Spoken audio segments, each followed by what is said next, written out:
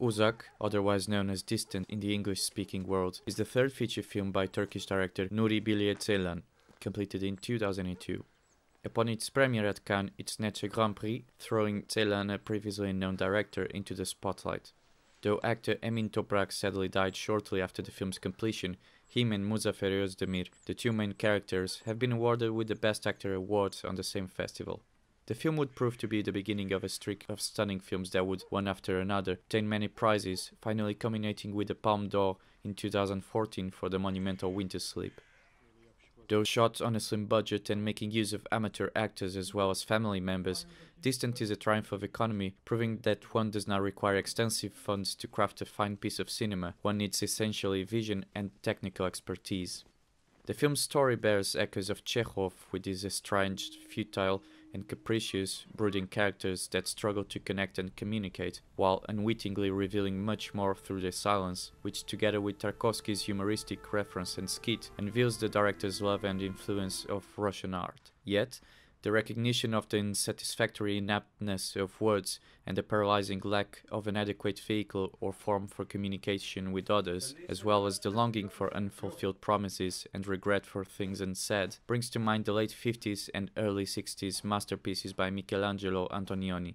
On the other hand, the feigned demeanor at the brink of exposure, the emotional complexity and unrestrained individualism, the brutal clash of narcissism and naivety, as well as the repressed thoughts that follow frustrating interactions and relationships, which eventually burst in a violent tirade, disclose an appreciation for Bergman's intimate, gut-wrenching and unforgiving dramas. This depiction of human exchanges and their attitudes is rather disquieting, yet is incredibly fascinating, sometimes even humorous and, most importantly, realistic. Whether this could have been achieved with the same spontaneity by professional actors is a stimulating argument that must be left for a different occasion, but the truth of the matter is that actors in Distant appear as if in a documentary, something which could solely be attained with stupendous guidance and clear-sightedness from the director. Mahmoud is quite enthralling as the detached and numb photographer living in a city that earns his life doing trivial and unremarkable pseudo-artistic works, a disappointment for his former self, which was passionate and dreamed of doing something meaningful.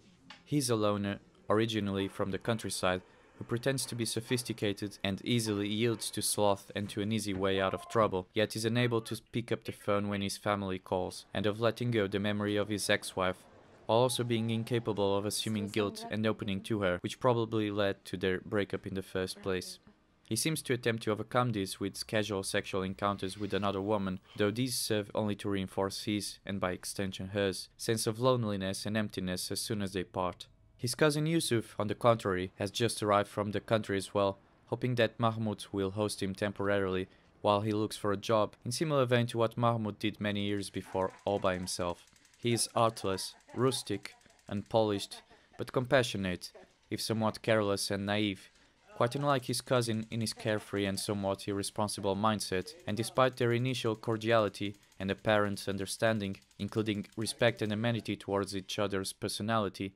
things eventually change.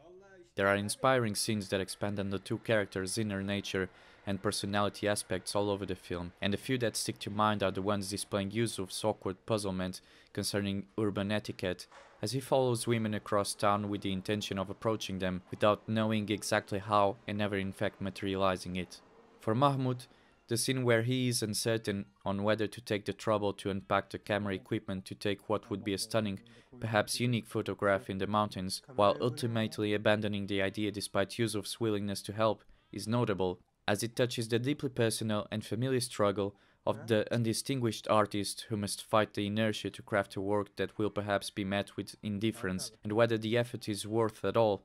an issue which maybe Ceylan has confronted himself in the past. Ceylan expertly illustrates the characters' progressive distance, both in their geographical and physical dimension, but is particularly brilliant on uncovering their psychological disposition gap, which expands slowly as the narrative advances.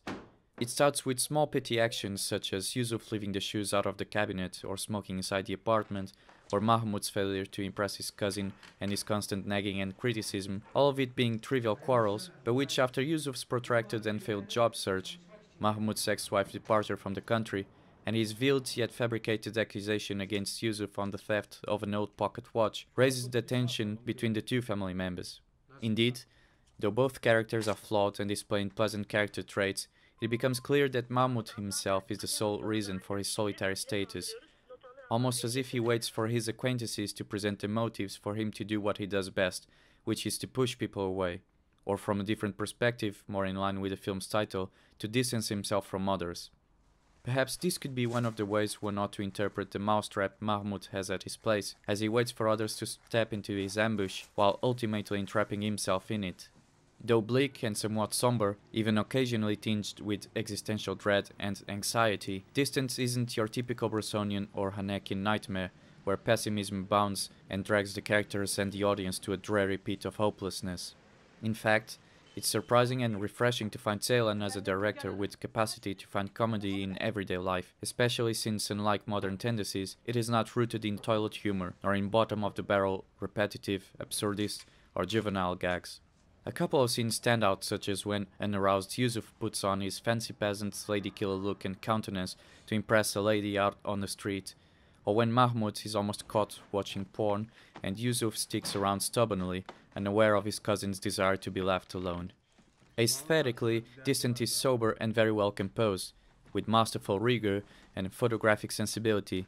which curiously is all work by Ceylan himself as the film's director of photography. Ceylan has been enamored of photography from a young age, and this is quite clear for a spectator with keen eyes right from the start. Whether the visual style is portrait or landscape, medium or wide shots, static shots or pans, daylight or darkness, city or countryside, Ceylan has an eye for artful compositions of refined taste. Here are a few shots of subtle and singular talent in terms of composition, lighting and color.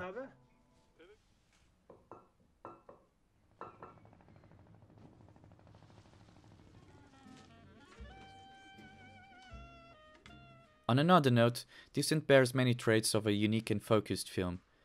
Much like in Chekhov's stories and plays, or in Verlaine's poetry, silence and unheard whispers here play a fundamental role. In fact, a distinctive feature of many great filmmakers is the ability to tackle and use silence in a precise and meaningful manner, reflecting in the film medium the substance of reality by reserving space and time for sound and silence, depending on the circumstances.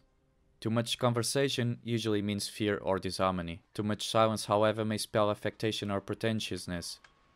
Nevertheless, both can actually work in their adequate context if they serve an underlying reason. In more or less conventional films, the trick is to find a balance, and in Uzak, Ceylan luckily found it, and the result is considerably satisfying. Another peculiarity of the film is the long takes, at times completely silent, that never stretch for unbearable extensions, but linger long enough for one to absorb the meaning of the scene, sometimes meaning that would not be suitable to translate into words.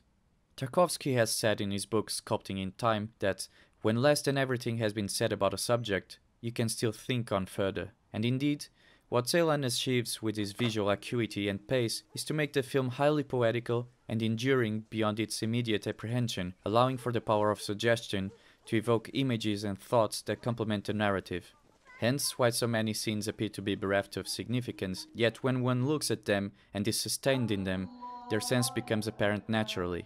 Some examples would be the many symbolic shots of departing ships, or the dream sequences of both main actors, but perhaps the most significant example being the very last scene, where Mahmut silently smokes the cigarettes he so often chastised Yusuf for, now in a completely different mindset after he's gotten rid of his cousin indirectly through his insensitivity and disdain.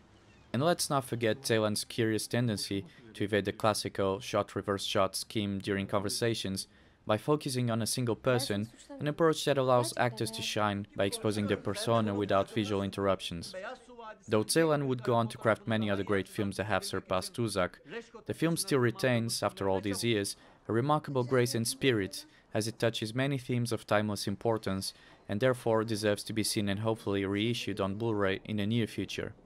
For now, a DVD is available from Artificial Eye, and I'll post the link onto the description. Thank you and see you next time.